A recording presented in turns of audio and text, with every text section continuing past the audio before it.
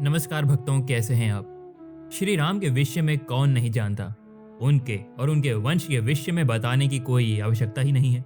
ये जो वर्ष है ना, बहुत ही महत्वपूर्ण है, क्योंकि इसी वर्ष अयोध्या में श्री राम मंदिर की प्राण प्रतिष्ठा होने जा रही है। दोस्तों, आज हम आपको मंदिर के प्राचीन इतिहास से लेकर वर्तमान स्थिति के बारे में बताएंगे हमारी होली एजुकेशन की इस वीडियो के माध्यम से। अयोध्या की स्थापना वैवस्वत मनु ने स्वयं की थी और उनके बाद उनके पुत्र इक्ष्वाकु ने अपने साम्राज्य की राजधानी बनाया। वाल्मीकि रामायण में लिखा है कि श्री राम का जन्म अयोध्या में महाराज दशरथ के पुत्र के रूप में हुआ था, और जब श्री राम ने निर्वाण लेने का निर्णय किया तो उन्होंने अपने अधिकार की सारी भूमि अपने पुत्रों कुश और लव तथा अपने तीनों भाइयों के दो पुत्रों के बीच बांट दी। इस तरह अयोध्या का राज्य श्री राम के ज्येष्ठ पुत्र कुश को मिला। कहा जाता है कि जब श्री राम ने निर्वाण लिया तो उनके बिना अयोध्या वीरान सी हो गई थी, किंतु कुश ने इक्ष्वाकु कुल के शासन को बहुत अच्छे से आगे बढ़ाया। उन्होंने ही सर्वप्रथम अयोध्या में श्री राम का मंदिर बनवाया था। दोस्तों, आज हम जिस मंदिर की बात करते हैं उसकी नींव त्रेता युग में श्री राम के ज्येष्ठ पुत्र द्वारा ही रखी जा चुकी थी। कुश के पश्चात 54वीं पीढ़ी तक राज्यों ने कौशल साम्राज्य पर शासन किया और अयोध्या ही सदैव कौशल देश की राजधानी रही। हालांकि उस समय तक सूर्यवंशियों का प्रभुत्व वैसा नहीं रहा जैसा कि श्री राम के समय था, फिर भी कौशल सदैव एक शक्तिशाली राज्य और महाजनपद के रूप में सम्मानित रहा। तब तक श्री राम के मंदिर का अस्तित्व जैसे का तैसा बना रहा। कुश के 55वीं पीढ़ी में एक ऐसे राजा ने अयोध्या का शासन संभाला जिन्होंने एक नए धर्म की स्थापना कर दी। इनका नाम था सिद्धार्थ, जो आगे चलकर गौतम बुद्ध कहलाए। उनके संन्यास लेने के कारण उनके पुत्र राहुल ने अयोध्या का शासन संभाला। इसके बाद ईसा से लगभग 100 वर्ष पूर्व उज्जैन के राजा विक्रमादित्य अयोध्या पहुंचे और अपनी सेना सहित इसी मंदिर के निकट उन्होंने विश्राम किया। कहा जाता है कि उन्हें इस मंदिर के निकट बहुत दिव्य अनुभूति हुई और श्री राम में अपनी असीम आस्था के कारण उन्होंने उस मंदिर का जीर्णोद्धार करवाया था। विक्रमादित्य के बाद के राजाओं ने समय समय पर मंदिर की देखरेख की। इन्हीं में से एक श्रृंग वंश के राज्य पुष्यमित्र भी इस मंदिर का जीर्णोद्धार करवाया था। ऐसा वर्णन मिलता है कि 12वीं शताब्दी में मोहम्मद गौरी के आक्रमण के बाद 200 वर्षों तक भारत मुस्लिम आक्रमणकारियों का अत्याचार झेलता रहा, फिर भी श्री राम का वो मंदिर उसी प्रकार खड़ा रहा। 14वीं शताब्दी में इब्राहिम लोदी के शासनकाल तक इस मंदिर के होने के पुख्ता प्रमाण मिलते हैं। सन 1526 में जब पानीपत के युद्ध में उसकी मृत्यु हुई और बाबर द्वारा मुगल साम्राज्य की नींव रखी गई, तब जाकर इस मंदिर को तोड़ने के कई अभियान चलाए गए। साल 1527 में बाबर ने इस मंदिर को तोड़ने का फरमान जारी किया। साल 1528 में बाबर के सेनापति मीर बाकी इस मंदिर को ध्वस्त करने अयोध्या पहुंचे। उस समय मंदिर के मुख्य महंत स्वामी श्यामानंद जी थे। उन्होंने इस मंदिर की रक्षा के लिए भीटी के महाराज मेहताब सिंह बद्रीनाथ से सहायता मांगी, लेकिन जब तक महाराज सहायता के लिए आते तब तक पंडित देवी नंदन पांडे ने स्थानीय लोगों को एकत्रित करके मंदिर को बचाने का प्रयास किया, पर शत्रुओं के विशाल सेना के सामने वे सभी वीर गति को प्राप्त हुए। बाद में महाराज बद्रीनाथ ने युद्ध किया, किंतु शत्रु की संख्या बहुत अधिक थी और लाखों राम भक्त उस युद्ध में वीर गति को प्राप्त हुए। इसके 15 दिन के बाद हंसवर के महाराज रणविजय सिंह ने यह जानते हुए कि उनकी मृत्यु निश्चित है, केवल 1000 योद्धाओं के साथ मंदिर की रक्षा का प्रयास किया, किंतु वीर गति को प्राप्त हुए। लखनऊ गजेटियर में लिखा हुआ है कि उस समय लगभग 1,74,000 हिंदू इस मंदिर की रक्षा करते हुए शहीद हो गए थे। इसके बाद ही मीर बाकी इस मंदिर को तोड़वाने में सफल हो पाया।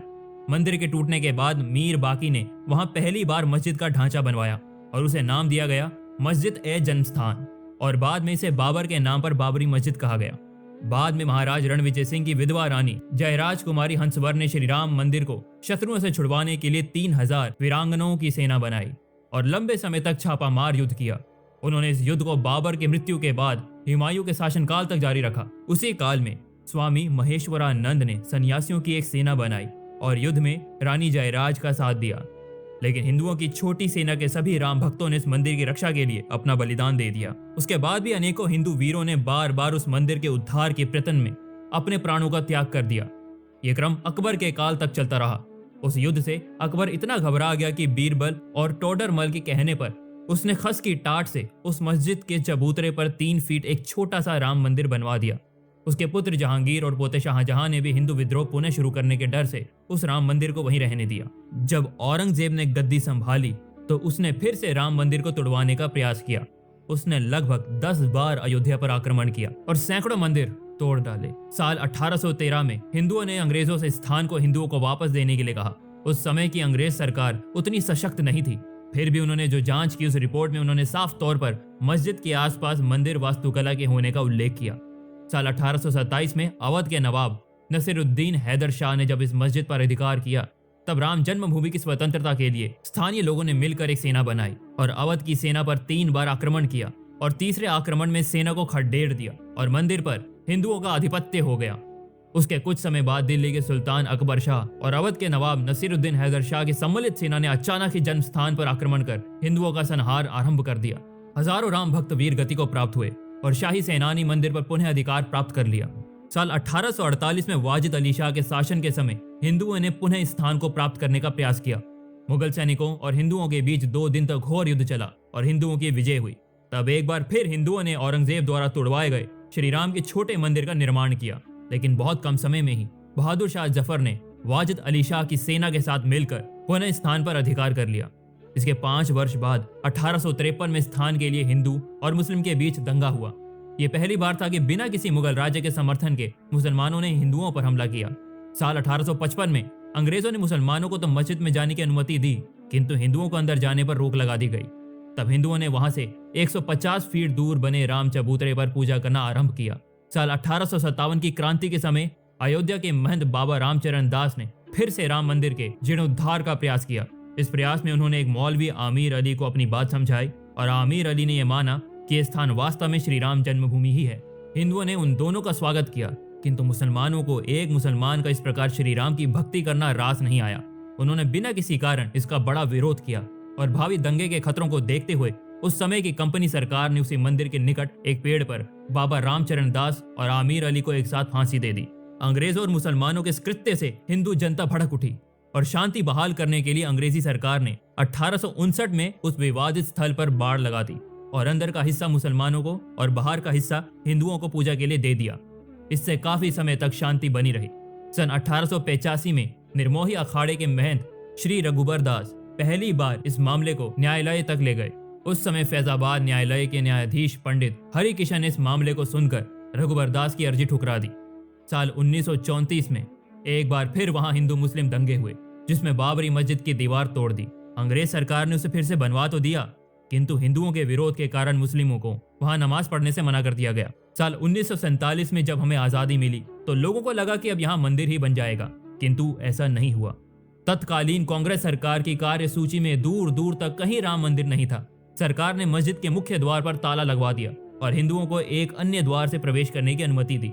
साल 1949 में अचानक एक दिन मस्जिद के अंदर से घंटी की आवाज आने लगी और पता चला कि मस्जिद के अंदर श्री राम की एक मूर्ति प्रकट हुई है। मुसलमानों ने आरोप लगाया कि वो मूर्ति हिंदुओं ने रखी है। हिंदू और मुस्लिम दोनों स्थान पर एकत्र होने लगे। ये विवाद इतना बढ़ गया कि तत्कालीन प्रधानमंत्री जवाहरलाल नेहरू ने मुसलमानों का पक्ष लेते हुए अयोध्या के जिलाधीश के नैयर से कहा कि वहां से श्री राम की मूर्तियों को हटा दिया जाए, किंतु नायर ने ऐसा करने से मना कर दिया। 17 दिसंबर 1949 को नेहरू ने पुनः पत्र भेजकर के नायर को श्री राम की मूर्ति वहां से हटाने को कहा। इस पर के नायर ने अपना इस्तीफा दे दिया और कहा कि श्री राम की मूर्तियां हटाने के स्थान पर वहां एक जालीनुमा दरवाजा लगा दिया जाए। नेहरू को यह बात पसंद आई और उन्होंने ऐसा ही किया। 1950 में हिंदू महासभा के अधिवक्ता गोपाल विशारद ने फैजाबाद जिला न्यायालय में एक अर्जी डाली कि उस स्थान पर हिंदुओं को पूजा करने की अनुमति दी जाए। इस पर न्यायालय ने उस दरवाजे से बाहर से ही पूजा करने की स्वीकृति दी और मंदिर के अंदर केवल पुजारी को जाने का अधिकार दिया। 1984 में संघ, विश्व हिंदू परिषद और बीजेपी मंदिर के उद्धार के लिए एक समिति का गठन करते हैं और सीतामढ़ी से अयोध्या तक की रथ यात्रा निकालने का निर्णय लेते हैं, किंतु उसी समय तत्कालीन प्रधानमंत्री इंदिरा गांधी की हत्या की जाती है, जिससे यात्रा रुक जाती है। जिसके बाद साल 1986 में जब शाहबानो ने अपने पति से गुजारा भत्ता लेने वाला केस जीता, तब तत्कालीन प्रधानमंत्री राजीव गांधी ने मुसलमानों को खुश करने के लिए संसद में प्रस्ताव लाकर न्यायालय के फैसले को ही पलट दिया। इससे हिंदुओं में असंतोष फैल गया। तब हिंदुओं के संतोष के लिए सरकार ने इस मस्जिद का ताला तोड़वाकर हिंदुओं को वहां पूजा अर्चना करने की स्वीकृति दे दी। अब इस बात से मुस्लिम भड़क गए और 6 फरवरी 1986 को उन्होंने बाबरी मस्जिद संघर्ष समिति का गठन किया। 1999 में संघ के नेतृत्व में विवादित स्थल के निकट ही श्री राम की नींव रखी गई। उसी साल इलाहाबाद उच्च न्यायालय ने आदेश दिया कि विवादित स्थल के मुख्य द्वारों को खोल दिया जाए और इसे सदा के लिए हिंदुओं को दे देना चाहिए। 1990 में संघ और विश्व हिंदू परिषद के नेतृत्व में लाल कृष्ण आडवाणी ने सोमनाथ से अयोध्या तक 10,000 किलोमीटर की एक रथ यात्रा निकाली। इस दौरान बिहार के तत्काल मुख्यमंत्री लालू यादव के आदेश पर समस्तीपुर में लाल कृष्ण आडवाणी को गिरफ्तार कर लिया गया। आडवाणी जी की गिरफ्तारी के बाद भी 30 अक्टूबर 1990 के दिन हजारों की संख्या में राम भक्तों ने पुलिस के रोकने के बाद भी अयोध्या में प्रवेश किया और बाबरी मस्जिद पर हिंदू ध्वज लहरा दिया। उसके 3 दिन बाद 2 नवंबर 1990 को उत्तर प्रदेश के तत्कालीन मुख्यमंत्री ने राम भक्तों पर गोली चलवाई, जिसमें सैकड़ों कार सेवकों ने अपने प्राण गंवा दिए। इस घाटन ने 4 दिन बाद 6 दिसंबर 1992 को 2 लाख से अधिक कार सेवक अयोध्या पहुंचे। उस समय के तत्कालीन मुख्यमंत्री कल्याण सिंह ने पुलिस को भीड़ पर गोली न चलाने का निर्देश दिया। उसी दिन दोपहर 1:55 पर बाबरी मस्जिद का पहला गुंबद गिरा दिया गया। फिर 1.5 घंटे बाद 3:30 को दूसरा गुंबद गिरा दिया गया। शाम 5 बजे तक तीसरा गुंबद और पूरा ढांचा गिरा दिया गया।